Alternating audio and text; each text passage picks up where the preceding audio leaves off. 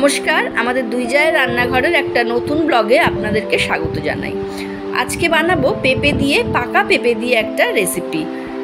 তো এই পেঁপেগুলো আমাদের বাড়ির গাছের, একসাথে এতগুলো পেঁপে পেকে গেছে। সেই পাকা পেঁপেগুলো পাখিতে খেয়ে যাচ্ছে, পড়ে যাচ্ছে, একেবারে এতগুলো পাকা পেঁপে পেরে নিয়ে চলেছে। আরও কয়েকটা এনেছে, সেগুলো এখনও আধা কাঁচা রয়েছে। পাকা পেঁপেগুলো এখন কাটাকুটি চলছে। যারা আমার মতো পাকা পেঁপে খেতে ভালোবাসো না, তারা যদি এই রেসিপিটা বানাও, আমার মনে হয় তারাও পাকা পেঁপেটা ভালোই খেতে পারবে। তো দেখো আমি কীরকম বানাচ্ছি। পাকা পেঁপেগুলো বেশ কয়েকটা টুকরো নিয়ে নিয়েছি। মিক্সির জারের মধ্যে পাকা পেঁপেগুলো পেস্ট করে নেব। আর আমি একদম ছোট মিক্সির জারটা নিয়েছি, আমার বড় মিক্সির জারটা একটু খারাপ হয়ে গেছে, তাই আমাকে দুবার তিনবার করে পেস্টটা বানাতে হলো, না হলে একবারেই হয়ে যেত। দেখো একদম সমস্ত পেঁপেগুলো আমি পেস্ট করে নিয়েছি। এখন গ্যাস জ্বালিয়ে দিলাম আর একটা ফ্রাইং প্যান বসিয়ে দিলাম। ফ্রাইং প্যানের মধ্যে দিয়ে দেবো 2 চামচ ঘি।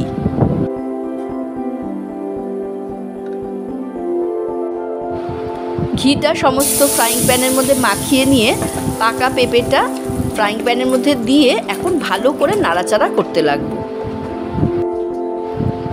এই কাজটা কিন্তু গ্যাসটা কমিয়ে করতে হবে, নাহলে কিন্তু প্রথম থেকেই চটর পটর করে চারিপাশে ছিটছে। দিয়ে দিলাম 1 বাটি সুজি।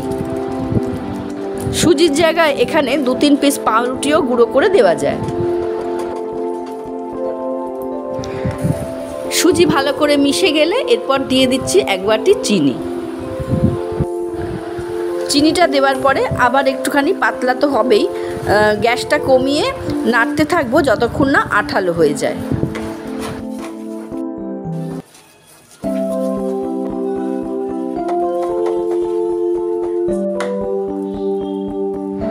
দেখো পেঁপেটা বেশ ঘন হয়ে গেছে আর আঠালো হয়ে গেছে, খুন্তির থেকে দেখো ছাড়ছে না প্রায়। এখন দিয়ে দেবো 2 চামচ ঘি আর গ্যাসটাকে নিভিয়ে দেবো। যে প্লেটের মধ্যে পেঁপেটা নাবাবো সেই প্লেটে ভালো করে ঘি মাখিয়ে নিলাম। আর এরপরে পেঁপেটা ওর মধ্যে ঢেলে ভালো করে সমান করে ফ্রিজের মধ্যে 2 থেকে 3 ঘন্টা রেখে দেব।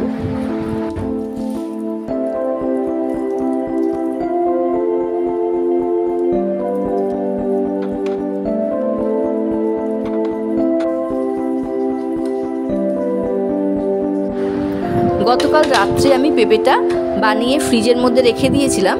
আর আজকে সকালবেলা দেখো আমি কয়েকটা খেজুর নিয়েছি, খেজুর কুচিয়ে নিলাম। আর তার সঙ্গে 1 বাটি নিয়েছি ক্ষীর। বাড়িতেই দুধের মধ্যে চিনি দিয়ে জাল দিয়ে ক্ষীর বানিয়ে নিয়েছি আমার গার্নিশিংয়ের জন্য। পেঁপেটা দেখো ফ্রিজ থেকে বার করে নিয়ে আসলাম।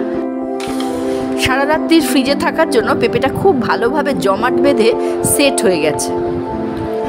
ছুরি দিয়ে হয় বরফির আকার নয় চৌকো করে কেটে নাও, আমি চৌকো করে কাটলাম।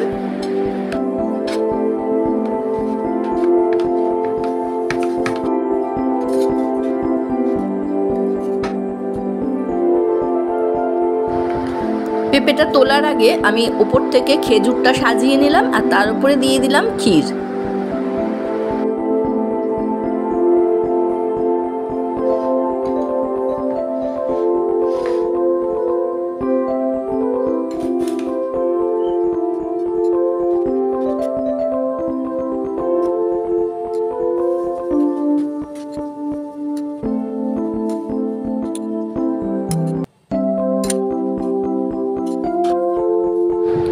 আমি চৌকো করে সমস্ত সন্দেশগুলো কেটে নিলাম।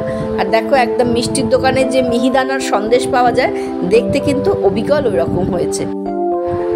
তোমাদেরকে বলবো অবশ্যই একবার এটা বানিয়ে দেখো, বলে না দিলে কেউ বিশ্বাসই করবে না এটা পেঁপে দিয়ে তৈরি করা হয়েছে। যারা আমার মতো পাকা পেঁপে খেতে পছন্দ করো না, তারা অবশ্যই পাকা পেঁপে দিয়ে এই সন্দেশটা বানিয়ে খাও, দেখো খুব ভালো লাগবে। আর এই রেসিপিটা যদি ভালো লেগে থাকে, লাইক শেয়ার কমেন্ট করে আমাদের চ্যানেলটা সাবস্ক্রাইব করো।